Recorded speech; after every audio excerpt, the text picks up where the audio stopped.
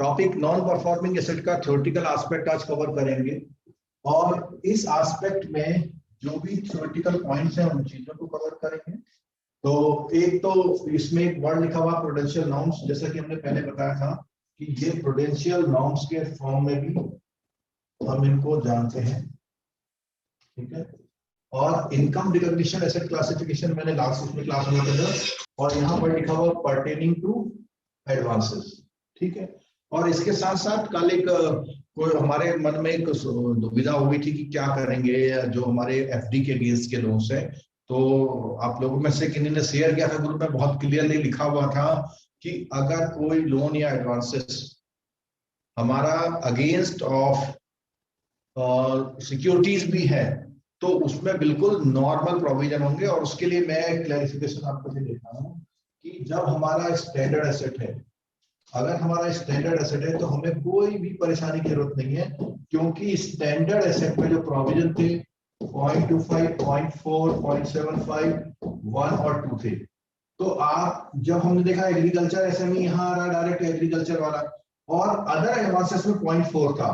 तो अगर एफडी का कोई लोन है 50,000 का है और वो स्टैंडर्ड एसेट है तो 0.4 उसमें भी करना ही करना है।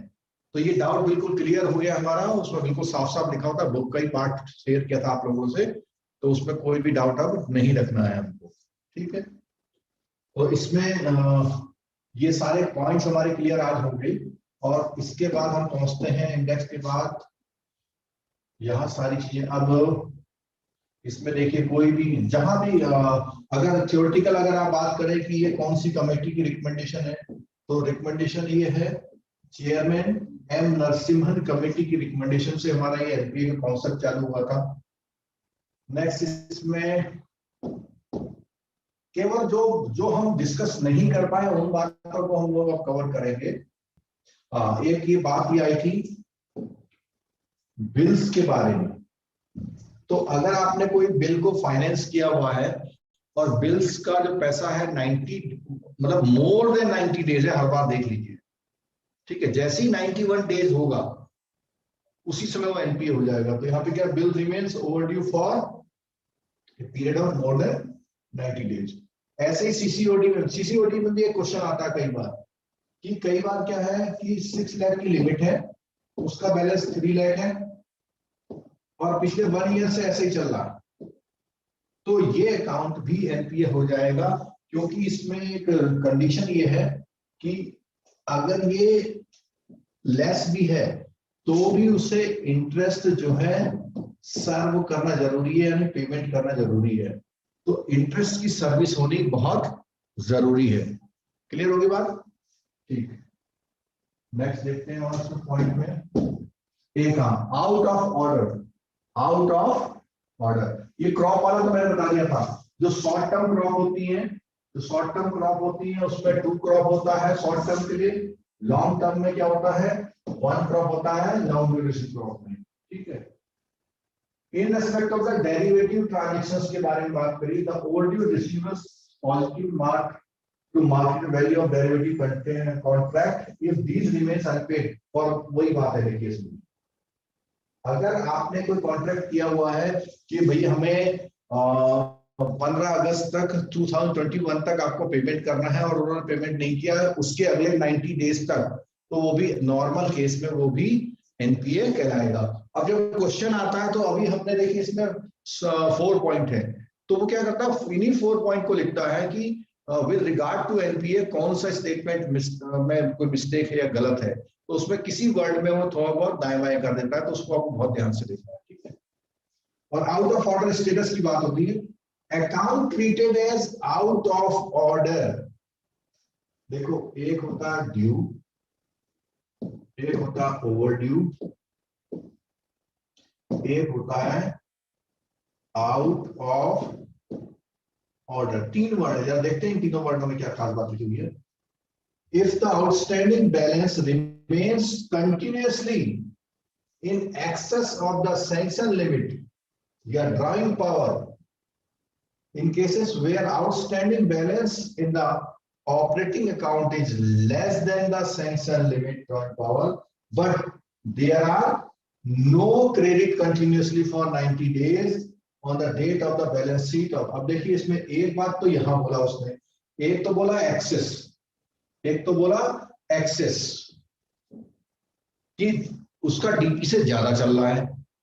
दूसरा उसने एक बात और बोली कि उसका डीपी से कम है, लेकिन उसने क्या नहीं किया है, ये देखो, but there are no credit continuously for 90 days from the date of balance sheet और क्रेडिट कार्ड ऑन। तो ये मैंने अभी आपको पहले बताया था, कुछ अकाउंट्स ऐसे होते हैं जिसमें डीपी तो कम है, और सॉरी बैलेंस तो डीपी से कम है ड्राइंग पावर से, लेकिन उसमें ट्रांजेक्शन्स नहीं हो रहे हैं, तो उसके लिए भी क्या है, 90 डेज का क्लॉज है।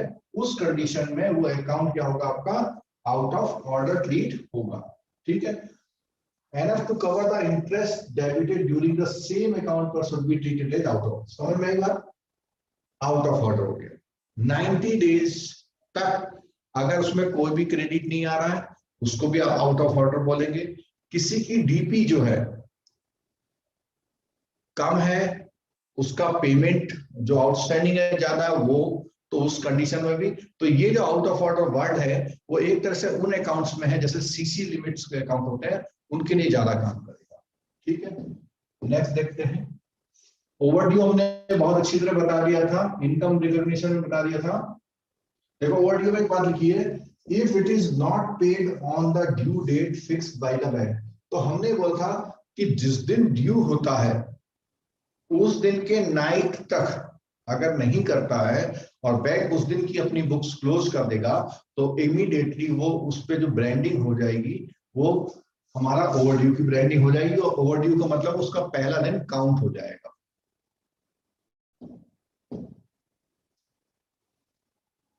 ये हमने एनएससी वगैरह का कवर कर लिया था पहले ही। एक रिवर्सल ऑफ इनकम में भी पीछे जब हमने क्लास ली थी उसमें बताया था, किसी बच्चे ने ग्रुप में पूछा भी था, उसको देख लीजिए। If any advance including bills purchase discounted becomes NPA at the close of one of any year. Close of any year से मतलब क्या है, अब देखो एक क्वेश्चन आया था कि रिवर्सल इनकम हम कब करते हैं, तो बहुत साफ साफ लिखा हुआ है at the close of any year. तो एनी ईयर हमारा जो बैंकिंग ईयर क्लोज होता है वो हमारा 31 मार्च को होता है। तो रिवर्सल ऑफ इनकम जो होगी वो हमारी कब होगी, जो एंडिंग ऑफ मार्च होती तब होती है। The interest accrued and credited to income account in the corresponding previous year should be reversed or provided for if the same is not realized। यानी कि अगर हम उसके अकाउंट में इंटरेस्ट लगाए जा रहे हैं, हम लोग क्या कर रहे हैं, लगाए जा रहे हैं, लेकिन यहाँ पे अगर रिवर्सल करना है अकाउंट एनपी होगा तो ये 8000 होगी वो, और क्या है प्रीवियस ईयर वाली भी। ठीक है, this will apply to government guarantee account also. यानी कोई भी किसी भी तरह का अकाउंट है, अगर आपने उसमें इंटरेस्ट बुक कर ली है तो आपको रिवर्स करनी है at the end of the year, अगर वो अकाउंट एनपीए टर्न होता है तो। ठीक है, एक लीज एसेट, ये वर्ड अभी तक हमने चर्चा नहीं करी थी, इसको बात कर लेते हैं क्या लीज एसेट क्या होते हैं। देखिए एक तो पहली बात है आपको ये बताना चाहिए अकाउंटिंग स्टैंडर्ड AS19, जो जेआईबी वाले बच्चे हैं उनके वहाँ एक चैप्टर है अकाउंटिंग स्टैंडर्ड का, उसमें हर अकाउंटिंग स्टैंडर्ड में क्या क्या चीजें बताई गई हैं।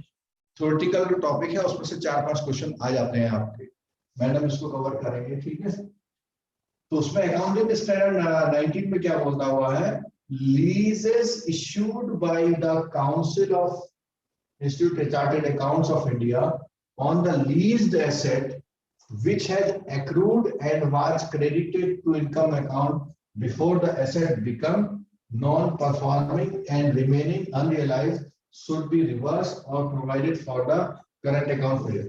तो पहली बात तो ये क्या, the finance charge component of finance income, यानी कोई एक ऐसा एसेट है जो आपने किराए पे दिया हुआ है, कोई ऐसा एसेट जो आपने किराए पे दिया हुआ है और उसकी आपकी इनकम आपने अक्रूवल करी हुई है और रियलाइज नहीं हुई है। अगर रियलाइज नहीं हुई है तो वो भी हमारे उसी उसमें ग्रुप में आएगा जिसको हम बोलते हैं रिवर्सल ऑफ इनकम का प्रोसेस। तो कोई एसेट आपने जो है किराए पे दे रखे हैं और उसकी भी इनकम आपने बुक कर ली और वो आई नहीं, रियलाइज नहीं हुई है, तो उसको भी आपको रिवर्स करना पड़ेगा। ठीक है, एप्रोप्रिएशन ऑफ रिकवरी की बात कही थी हमने कि जो भी क्रेडिट्स हमारे अकाउंट में आते हैं, अगर एनपीए अकाउंट है तो उसको हम कैसे, पहले प्रिंसिपल फिर इंटरेस्ट, प्रिंसिपल और इंटरेस्ट करके करते हैं, और पुरानी वाली जो ईएमआई होती है वो पहले एडजस्ट करते हैं, और उससे हमें फायदा ही होता है कि वो अकाउंट एनपीए से रेगुलर हो जाता है। ठीक है। और एक चीज और है, जैसे ही कोई अकाउंट एंट्री होगा, एक तो रिवर्सल ऑफ इनकम तो होगा, उसमें आप इंटरेस्ट अप्लाई करना बंद कर देंगे। ठीक है, ये लिखा हुआ देखो, ये लाइन है, stop further application of interest. However, bank may continue to record such accrued interest in the memorandum account in their book। अब इसे समझ लीजिएगा, ये क्या कह रहा है, accrued interest, यानी जो आप साइड में उसके अकाउंट में आप यहाँ पर एक accrued interest करके आप उसके में फिगर को ऐड करते रहेंगे।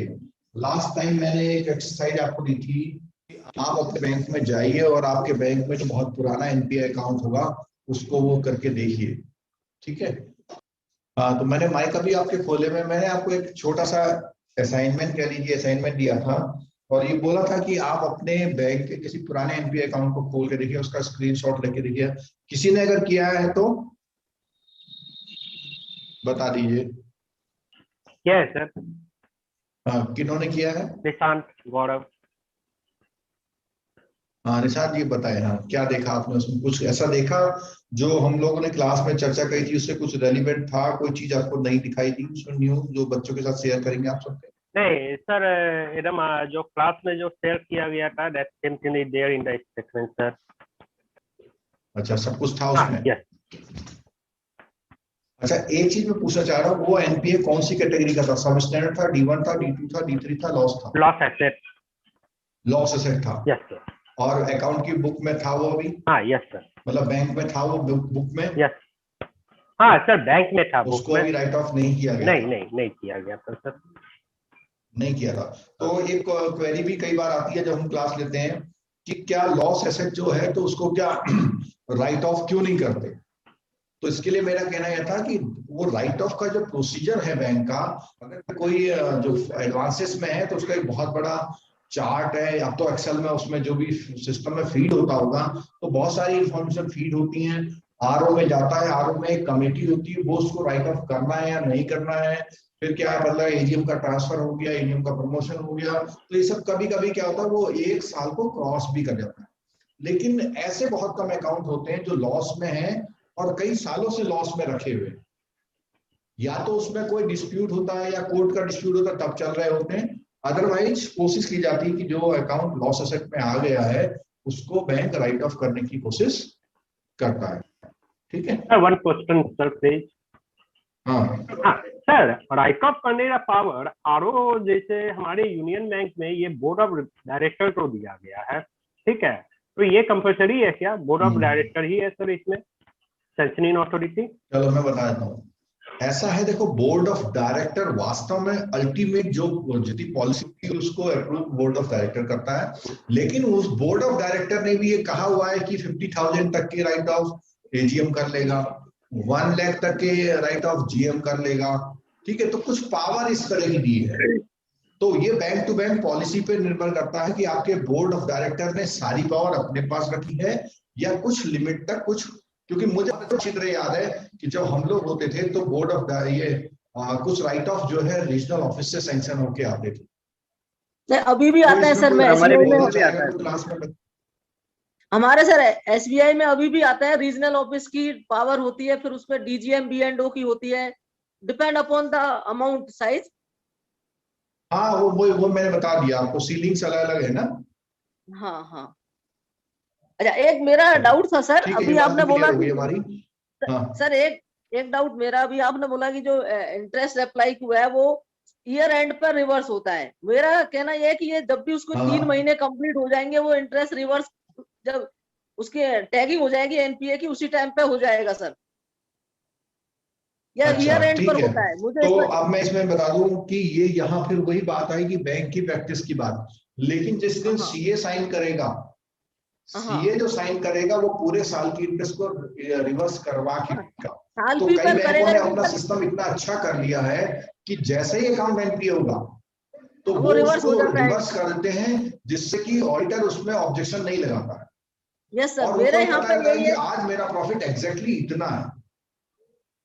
यस सर, तो जैसे एनपीए डिक्लेयर होता है सर, वो ऑटो रिवर्स हो जाता है अकाउंट से, जो इंटरेस्ट अप्लाई किए ना 3 महीने का। हाँ, तो ये बैंकों के अपने सॉफ्टवेयर सिस्टम पे डिपेंड करता है। हाँ ठीक यस। है, लेकिन जब आपका 31 मार्च होगा तो करना ही करना है। नहीं, तब तो होना ही, तब तो सारा होता ही ठीक है, उससे। चलिए मैं आगे बढ़ रहा हूँ जरा। अच्छा, एक क्वेश्चन आया था रिपोर्टिंग ऑफ एनपीए, कल भी हमने डिस्कस किया था। देखो, bank are required to furnish a report on NPA as on 31st March each year after the completion of audit. The NPA would relate to the bank's global portfolio, including the advances at the foreign.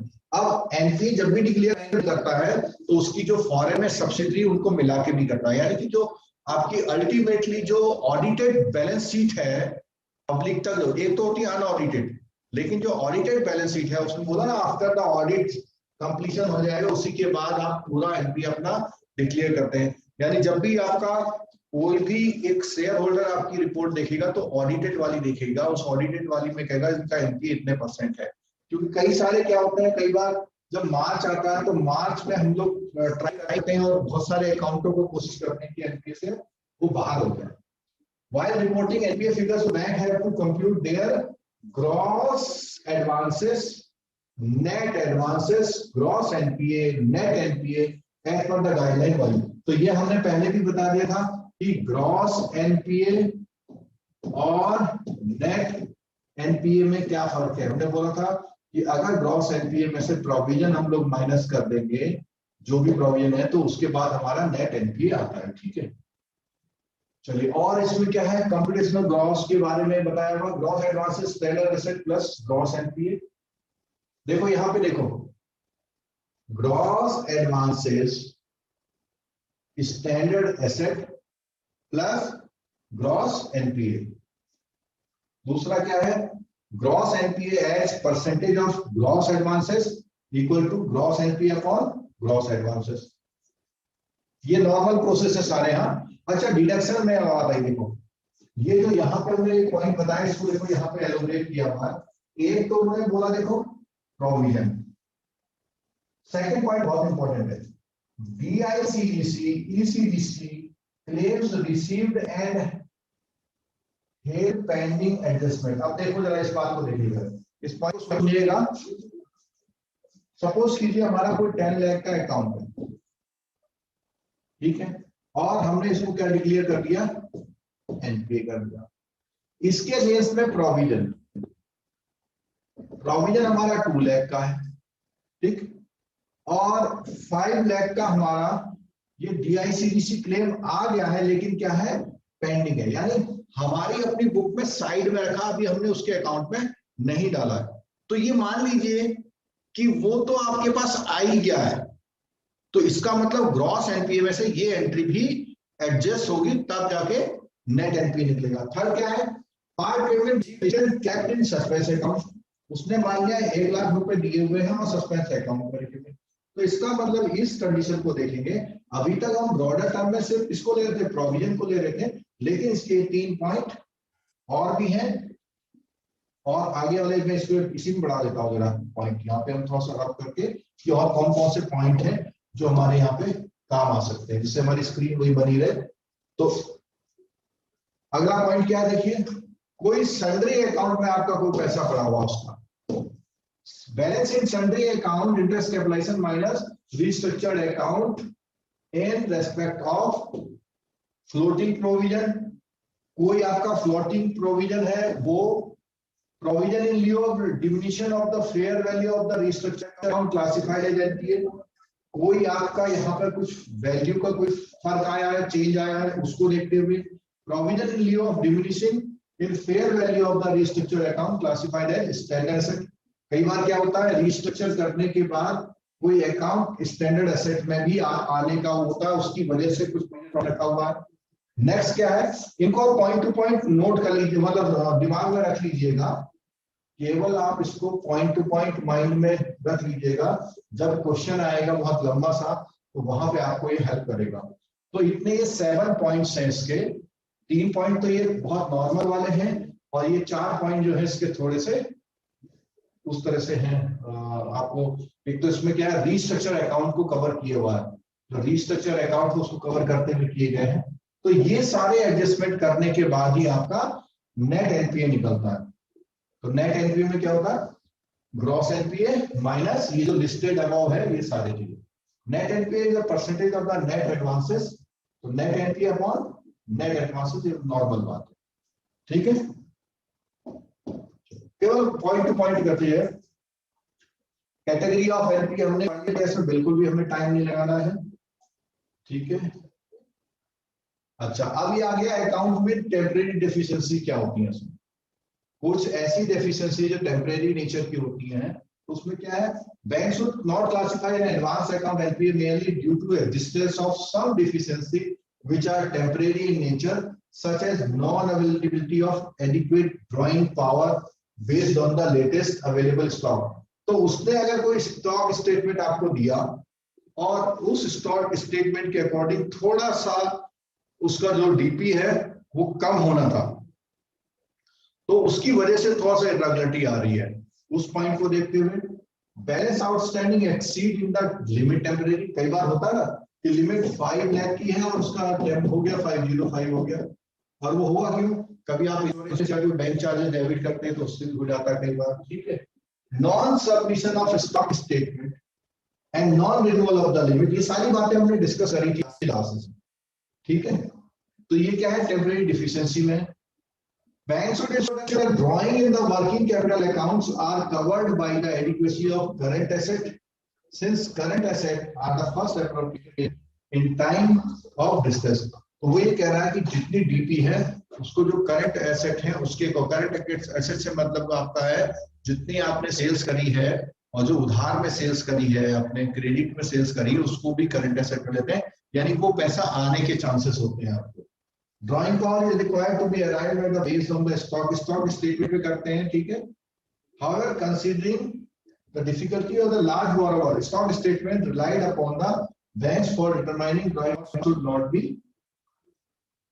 older than 3 months। तो एक question यहाँ पर ये बनता है कि अगर आप कभी भी स्टॉक स्टेटमेंट की बात करते हैं तो जो बहुत बड़ी लिमिटें हैं उसमें जो है स्टॉक स्टेटमेंट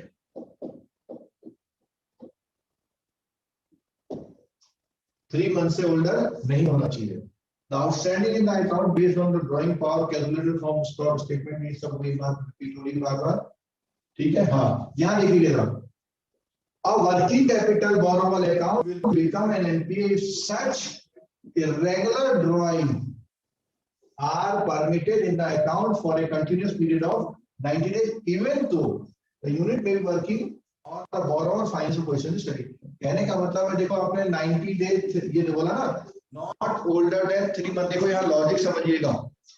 90 डेज तो आप उसको कहते हैं कि 90 डेज के अंदर अपना स्टॉक स्टेटमेंट दे दीजिए, अगर वो नहीं देता तो फर्दर 90 डेज तक नहीं देता है तो वो अकाउंट एनपीए होगा। और एनपीए होने के लिए उसने बोला चाहे उसकी पोजीशन सेटिस्फैक्टरी है, चाहे उसका यूनिट भी बहुत अच्छा काम कर रही है, ठीक है। सेकंड पॉइंट है regular and ad hoc credit limits need to be reviewed regularise not later than 3 months from the due date of ad hoc sanction. तो अगर आपने एडहॉक सैंक्शन लिमिट करी है तो उसके लिए भी वही 90 डेज का क्राइटेरिया है, वो एडहॉक लिमिट 90 डेज में सेट हो जानी चाहिए, ठीक है। In case of constant such as non available financial statement, और फाइनेंशियल स्टेटमेंट से मतलब क्या है, बैलेंस शीट और P&L, और कोई डेटा लेने हैं आपको उससे। The branch should furnish evidence to show that the renewal or review of the credit limit is already on and would be completed।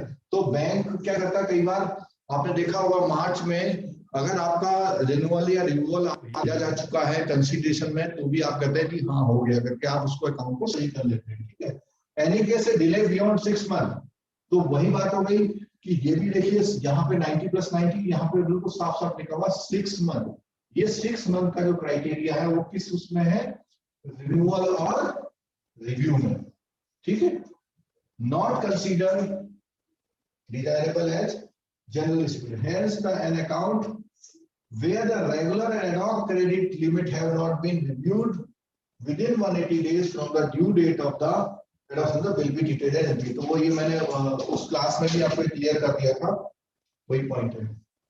Upgradation of loan accounts classified. अब upgradation में क्या है कि जब भी अगर अकाउंट सही होगा तो कौन सी कैटेगरी में आएगा, स्टैंडर्ड में आएगा, और वो कब आएगा जब arrear of interest of principal paid करता है बोरोवर, और ये जो पेड करता है वो पार्शियली भी पे करता है, उससे भी फर्क पड़ जाता। ठीक है, ये बहुत अच्छा इंपॉर्टेंट क्वेश्चन है, बहुत अच्छा लगता है हमें ये। इसके बारे में बता दूं आपको, इसमें ये है कि अगर कोई बोरोवर ने आपकी ब्रांच में 5 अकाउंट खोल रखे, उसके 4 अकाउंट सही चल रहे हैं, केवल एक खराब है थोड़ा सा, तो उसके सारे अकाउंट एनपीए ट्रीट।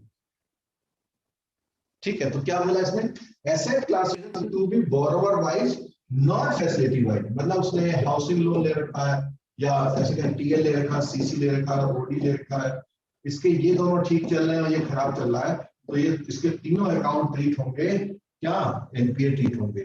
और यहाँ तक कि अब तो सिविल वगैरह का हो गया, सिंक्रोनाइज हो जाता है कि अगर उसके 2-3 बैंकों में अकाउंट हैं और बैंक के पास कंफर्म इंफॉर्मेशन है, तो उस कंडीशन में भी वो अकाउंट एनपीए की तरह ट्रीट हो जाएंगे।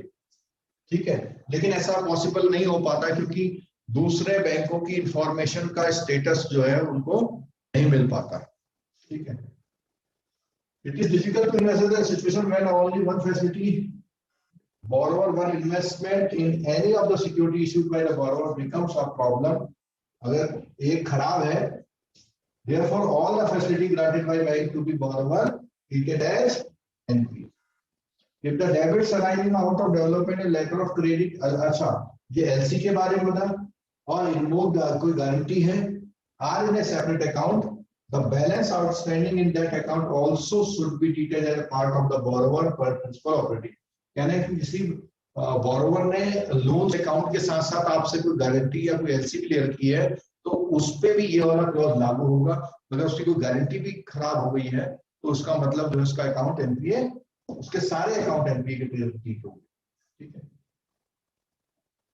Application of prudential norms on income recognition, asset classification and provisioning, कुछ नहीं है इसमें बात।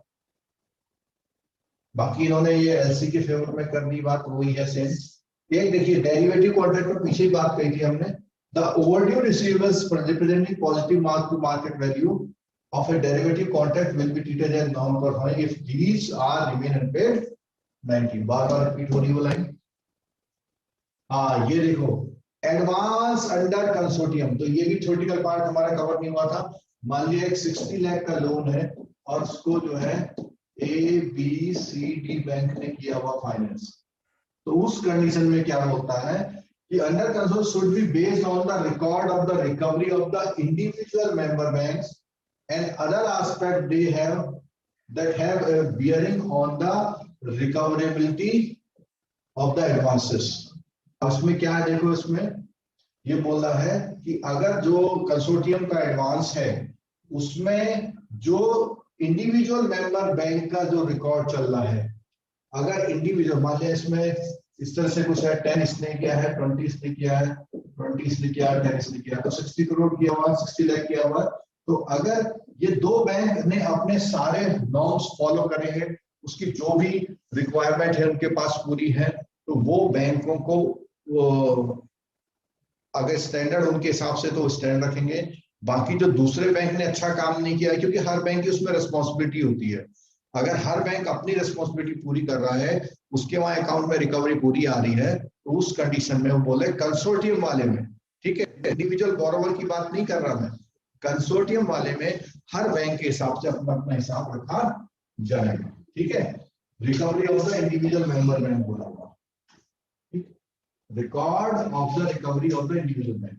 ठीक है, नेक्स्ट उसमें आता है account where there is erosion in the value of security due to the fraud. अब फ्रॉड की बात हमने लास्ट उसमें करी भी थी कि अगर फ्रॉड हो जाए तब क्या करेंगे। देखो पहली बात तो वैल्यू ऑफ द सिक्योरिटी के इरोजन का मतलब क्या है कि उसने 50 लाख की सिक्योरिटी दी थी और आज उसकी वैल्यू उसे सेल करनी तो 20 लाख की रहेगी, तो 20-30 लाख का क्या हो गया, इरोजन हो गया, उसमें कमी आना वैल्यू, ठीक है। It will be not be prudent that such accounts go through various stages of the asset।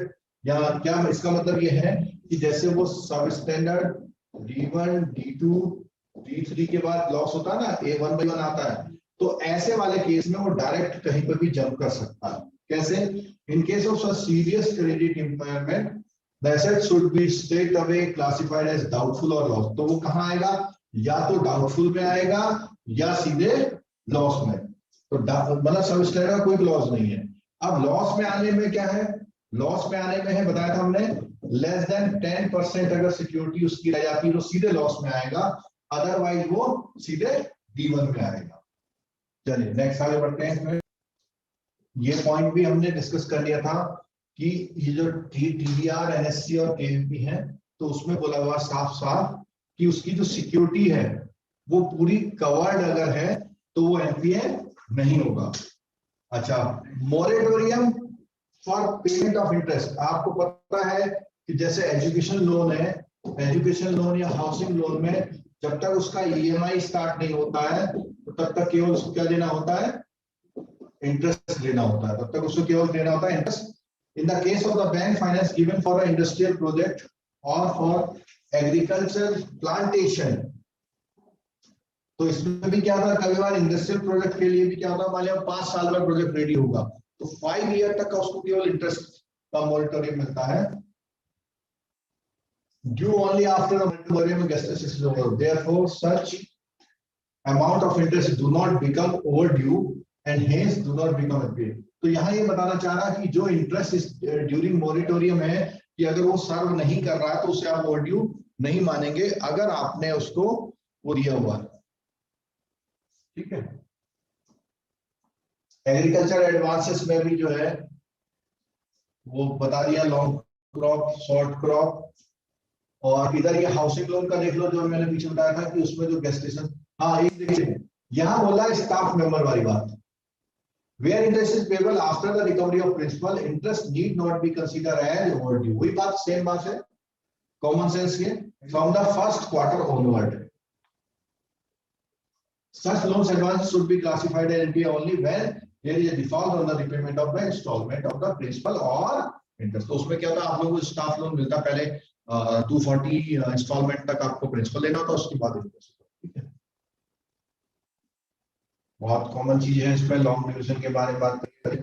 हाँ एक पॉइंट आया देखो, the crop season for each crop which means the period up to the harvesting of the crop range would be as to determined by the, कौन करेगा, SLBC। Question आएगा कि crop harvesting के समय को कौन डिसाइड करता है, तो SLBC state level bankers committee जो होती है करती है। कई बार क्या होता है, नेचुरल कैलेमिटी वाला मामला आ जाता है, जैसे कहीं पे बाढ़ आ गई, सूखा पड़ गया, तो उस कंडीशन में क्या बोलते हैं यहाँ पे,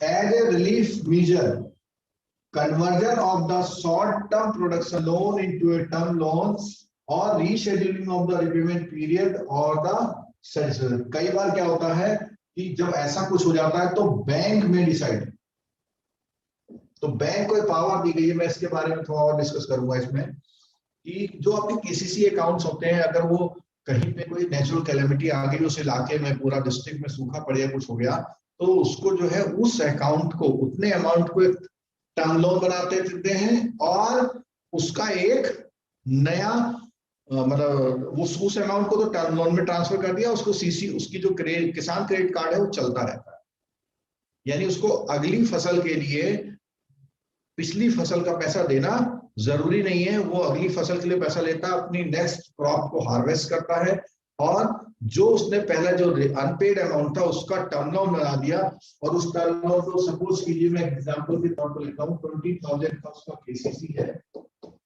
तो 20,000 का उसका TL कन्वर्ट हो जाएगा और उसमें पता लगा उन्होंने 5,000 पर सीजन उन्होंने EMI बना दी उसकी, ठीक है। और EMI में जो एग्रीकल्चर के लिए होती है अधिकतम 6 मंथ की EMI रहती है क्रॉप पैटर्न के अकॉर्डिंग, ठीक है। उसमें साफ साफ लिखा हुआ need not to classified as NPA. यहाँ बोला हुआ while fixing the repayment schedule in the case of rural housing advance granted agriculture under Indira Awas Yojana and Golden Jubilee Rural Housing Finance Scheme, banks should ensure that the interest or installment payable on such advance are linked to the crop cycle।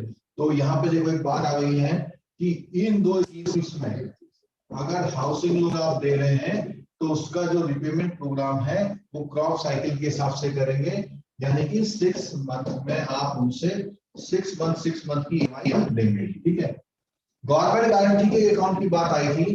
The credit facility backed by the government guarantee central the overdue may be treated as an NPA only when the government repudiates its guarantee when invoked। यानी इसका मतलब ये है, invoke का मतलब होता है मांगना। जैसे आपने किसी गारंटी ले ली, आप रोजाना घर में बड़े मजे से सो रहे हैं, आफ्टर 2 ईयर उसका वो अकाउंट खराब हो गया तो चिट्ठी आएगी आपके पास। तो जब वो चिट्ठी आएगी तो उसको बोलते हैं इन्वोक होना। और इन्वोक को रेपुडिएट करना यानी गवर्नमेंट अगर मना कर दे रही है, गवर्नमेंट खुद कह रही है कि मैं इसका पैसा नहीं लूंगी, उस कंडीशन में आप एनपीए ट्रीट करेंगे। This exemption from the Kashmir government guarantee advance as NPA is not for the purpose of recognition of income. The requirement of the invocation of guarantee was dealing for deciding the asset classification and provision required in respect of the government guarantee exposure। तो यहाँ पे देखना, जो state government guarantee का exposure है उसके लिए कुछ भी ढील नहीं दी गई है। थोड़ा बहुत जो ढील दी गई है वो सेंट्रल गवर्नमेंट के लिए दी गई है। यहाँ लिखा देखो, state government guarantee security would attract asset classification and provision of if interest and principal not paid for the. तो स्टेट गवर्नमेंट के लिए तो कोई बात ही नहीं कहीं से कहीं तक। और सेंट्रल गवर्नमेंट के लिए बात है कि जब वो रेपुडिएट करेगी, इसका मतलब ये हुआ कि सेंट्रल गवर्नमेंट गारंटी के अकाउंट एनपीए नहीं होंगे तब तक जब तक वो सेंट्रल गवर्नमेंट मना नहीं कर दे, लेकिन स्टेट गवर्नमेंट के जो अकाउंट है वो तुरंत एनपीए के रूल्स में आएंगे अगर उसमें डिफॉल्ट होता है तो। ठीक है। एक यहाँ पे रीस्ट्रक्चर्ड अकाउंट की बात आ रही है। देखिए रीस्ट्रक्चर्ड अकाउंट का अपग्रेडेशन कैसे हुआ।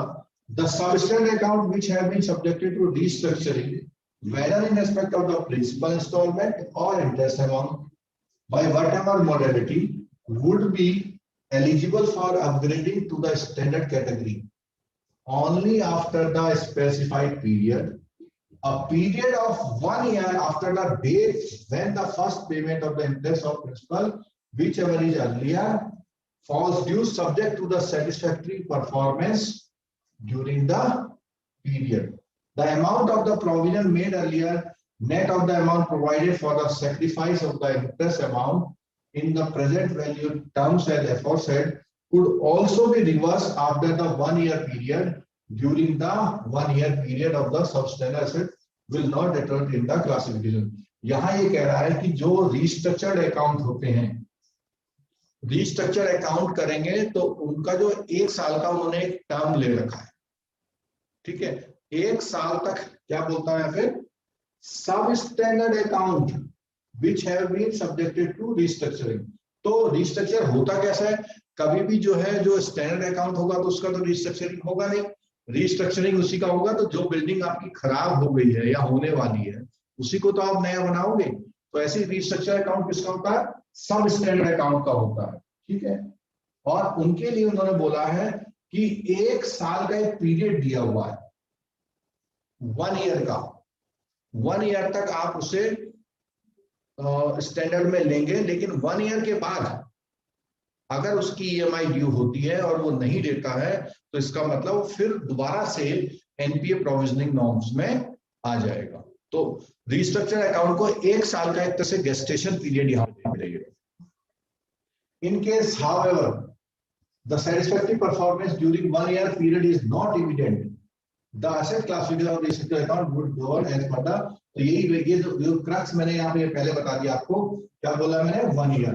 तो रीस्ट्रक्चर्ड अकाउंट जब सब स्टैंडर्ड हो सब स्टैंडर्ड अकाउंट का रिस्ट्रक्चर करेंगे तो उसे 1 साल तक आप स्टैंडर्ड मान लेंगे, लेकिन उसके बाद भी उसकी EMI नहीं आती तो उसको दोबारा से आप फिर सब स्टैंडर्ड अकाउंट की तरह ट्रीट करेंगे, यानी कि जो भी नॉर्म्स है उसकी तरह ट्रीट करेंगे।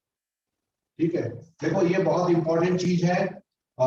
इसको जो ये सेंट्रल रिपोजिटरी ऑफ इंफॉर्मेशन और लार्ज क्रेडिट वाला पॉइंट है, बहुत इंपॉर्टेंट पॉइंट है। CIB वालों के लिए बुक से मैं अभी उसके प्रोविजन की बात करूंगा मैं, तो CIB वाले उनकी बुक से इसकी प्रोविजन की बात की जाएगी। तो इसमें क्या है, क्लिक बोलते हैं इसे, क्या बोलते हैं, CRI click, central repository of information on large credit. तो इंफॉर्मेशन ऑफ लार्ज क्रेडिट जो 5 करोड़ अबव के एडवांसेस होते हैं उनके लिए ही होता है, ये सबके लिए नहीं होता है, यानी कि लार्ज क्रेडिट का एक डेफिनेशन है उसके लिए होता है। तो यहाँ पे लिखा हुआ देखो, exposure of 50 million and above. तो 50 मिलियन का मतलब कितना होगा, 50 मिलियन में होते हैं 10 लाख, ठीक है।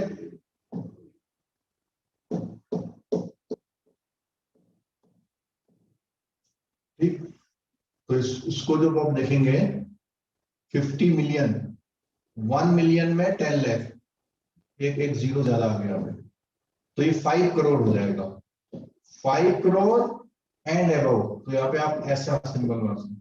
तो जितने भी 5 करोड़ GIB वाले ध्यान से सुन लेना, आपकी बुक में बहुत थोड़ा सा दिया हुआ है, लेकिन CIB वालों में इसमें प्रोविजनिंग का चार्ट है वो शेयर करेंगे अभी हम आपसे। ठीक, तो उसमें बोला है कि central repository of information of large credit नया कॉन्सेप्ट आया है। इस कॉन्सेप्ट में 5 करोड़ और अबव के जो भी एडवांसेस हैं उनको आपको एक्स्ट्रा कॉशन लेके रिपोर्ट करना है। और वो क्या रिपोर्ट करना, उस पॉइंट को सुनिएगा। इन अकाउंटों में जो SMA 0.2 कैटेगरी है, अगर आपने उसको रिपोर्ट नहीं किया तो आपको जो नॉर्मल प्रोविजन है उससे ज्यादा प्रोविजन करना पड़ेगा। जो प्रोविजन है उससे थोड़ा सा ज्यादा करना पड़ेगा, और उसको बोलते हैं एक्सेलरेटेड प्रोविजन। क्या बोलते हैं उसे, एक्सेलरेटेड प्रोविजन। ठीक है, आपको एक्सेलरेटेड प्रोविजन करने पड़ेंगे उस केस में। अच्छा, ये किसमें वर्ड लिखा हुआ, रिपोजिटरी। तो रिपोजिटरी का मतलब क्या होता है, रिपोजिटरी का मतलब होता है जो डेटाज को इलेक्ट्रॉनिक फॉर्म में स्टोर करना। तो जितने डेटाज को इलेक्ट्रॉनिक फॉर्म में स्टोर करेंगे तो उसको रिपोजिटरी बोलते हैं। ठीक है, और इससे फायदा क्या होगा, जो बड़े बड़े लोन्स अकाउंट हैं, चाहे वो फंड बेस्ड हो या नॉन फंड बेस्ड हो, दूसरे बैंकों को या RBI को पता रहता है कि भाई ये जो अकाउंट है बहुत खतरे में है, डेंजर जोन में चले हैं। और क्योंकि अगर आप SMA रिपोर्ट नहीं करें, इसका मतलब सीधे क्या रिपोर्ट करेंगे, फिर NPA करेंगे। और अगर आपने SMA रिपोर्ट नहीं किया, सीधे NPA रिपोर्ट कर रहे हैं इन अकाउंट्स में, तो इसका मतलब वो पहले से आपको पता था, आपने उसमें क्या करा, जानबूझ के कोई लापरवाही करी, इसलिए। Early recognition of stress. तो अर्ली रिकॉग्निशन में नए कॉन्सेप्ट आए थे, पहले ये होते नहीं थे SMA 0, यानी शुरू से ही आपको मालूम पड़ जाएगा। बेसिस फॉर, इसमें क्या है, 30 डे है, अप टू 30 है, 1 to 30। दूसरे वाले में 30 से 31 से 60, 61 से। ठीक है, चलो अब नेक्स्ट पॉइंट आया टेक आउट फाइनेंस के बारे में। तो take out finance is the product emerging in the context of the funding of long-term infrastructure project. तो जो long term infrastructure project जो होते हैं उनके लिए बात कर रहे हैं टेक आउट फाइनेंस की। Under this arrangement, the institution, the bank financing infrastructure project will have an arrangement with any financial institution for transferring to the latter the outstanding in the respect of such financing in their books on a predetermined basis. In view of the time lag involved in the taking over, the possibility of a default in the meantime cannot be ruled out. The norms of asset classification will have to be followed by the concerned bank financial institution whose books in the account stand balance sheet in the। इसमें ये मैं इसकी summary कर देता हूँ। तो take out finance वो होते हैं जिसमें किसी ने बड़ा प्रोजेक्ट उठा लिया, लेकिन वो फ्यूचर में उस प्रोजेक्ट के कुछ कुछ हिस्से किसी को ट्रांसफर करेगा। तो इस ट्रांसफर के जो प्रोसेस होता है, उस ट्रांसफर के प्रोसेस में उस अकाउंट में कोई डिफॉल्ट आ सकता है। तो हम बात कर रहे थे टेक आउट फाइनेंस की, उसको बताने की कोशिश करते हैं। टेक आउट फाइनेंस में क्या है, बैंक ने कोई प्रोजेक्ट उठाया, लेकिन वो प्रोजेक्ट किसी और को पार्शियली या फुल्ली ट्रांसफर होता है, जैसे टेक ओवर लोन होते हैं। तो उसी तरह से टेक आउट फाइनेंस में ये बताने की इसने कोशिश करी है कि जो भी बैंक होगा जब किसी को ट्रांसफर कर रहा है, उसमें अगर कोई टाइम भी लग रहा है तो भी उसको ये इंश्योर करना है कि चाहे उसको टाइम लग रहा है, कुछ हो रहा है, लेकिन उसकी ईएमआई प्रॉपर आनी चाहिए। तो टेक आउट फाइनेंस में कोई बड़ा प्रोजेक्ट किसी ने ले लिया है, उसके बाद वो पार्शियली अमाउंट किसी किसी को ट्रांसफर करता है, जैसे ये लिखा हुआ देखो, और ये होता है लॉन्ग टर्म इंफ्रास्ट्रक्चर प्रोजेक्ट के लिए होता है। Under this arrangement the institution the bank financing infrastructure project will have an arrangement with any financial institution for transferring to later the outstanding in respect of such finance। तो उसमें क्या है, पहले उसने ले लिया, लेकिन उसका प्रॉमिस है या पहले से वो है कि हम उसको उतना उतना फंडिंग कहीं जो है ट्रांसफर करेंगे। और इस ट्रांसफर जो टाइम लैग इन्वॉल्व होता है टेकिंग ओवर में, the possibility of default meantime can not be ruled out. तो इसमें क्या होता है, पॉसिबिलिटी हो सकती है, the norms of asset classification will have to be followed by the concern bank financial institution in whose books the account stand as balance sheet as on the relevant date. If the lending institution observe that the asset has done NPA on the basis of the record recovery, it should be classified accordingly। यहाँ फिर मैं repeat कर रहा हूँ, take out finance में जो time lag होता है, जब आप अपनी फंडिंग कहीं ट्रांसफर करते हैं, उस फंडिंग टाइम लैग के बावजूद भी अगर आपका अकाउंट टर्न एनपीए होता है तो आपको क्लासिफाई करना पड़ेगा। ठीक है, चलिए अब नेक्स्ट पॉइंट है प्रोविजनिंग नॉर्म्स में। इसमें हमने बहुत बात कर ली है, इस पे हम ज्यादा नहीं रुकेंगे। इसमें लॉस एसेट का 100% है, डाउटफुल का 100% है ड्यूअल कैटेगरी के लिए, और फिर 40% है, 35% है। ये तीनों कैटेगरी हमने पढ़ी, बिल्कुल भी रुकना ठीक नहीं रहेगा। स्टैंडर्ड एसेट्स और सब स्टैंडर्ड एसेट के लिए मैंने बताया था, without making any allowance for ECC guarantee cover and security available. तो उसने कहा है कि अच्छा, एक छोटा सा थ्योरेटिकल करेक्शन मैं यहाँ पे कर रहा हूँ। यहाँ पर इन्होंने सिर्फ ईसीजीसी लिया हुआ है। जब मैंने लास्ट टाइम क्लास ली थी तो आपको बोलता कि इस तरह के कोई भी गारंटी कवर नहीं होंगे। तो अगर थ्योरिटी की बात करें तो थ्योरेटिकली मैं इसमें सिर्फ ईसीजीसी लिया हुआ है। मैं थोड़ी देर आपकी माइक खोल रहा हूँ इस पॉइंट को क्लियर करने के लिए। ये जो सब स्टैंडर्ड एसेट में जो ईसीजीसी लिखा है, तो यहाँ पे सीजीसी एमएससी एंड व्हाटएवर सीजीएफएमयू वो सब कवर नहीं है क्या? हाँ, मुझे यही मैं कहना चाह रहा हूँ आपसे ना, कि उसका रीजन मैं थोड़ा सा बताने की कोशिश करता हूँ। सीजीटी, एसएमई और डीआईसीजीसी, ठीक है, ये जो दो है पार्ट, इसको और ईसीजीसी को वो थोड़ा सेग्रीगेट कर रहे हैं।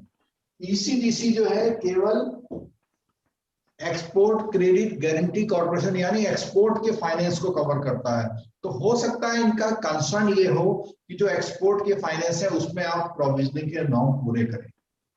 यानी ईसीजी ने गारंटी भी ले रखी है तो भी आप ये माने कि देर या डिफॉल्ट हो सकता है, ऐसा कुछ सोच रहे हैं। अगर हम बात करें थ्योरी की तो अब थ्योरी के हिसाब से हम केवल इसी पे स्टक हो जाए, ठीक है।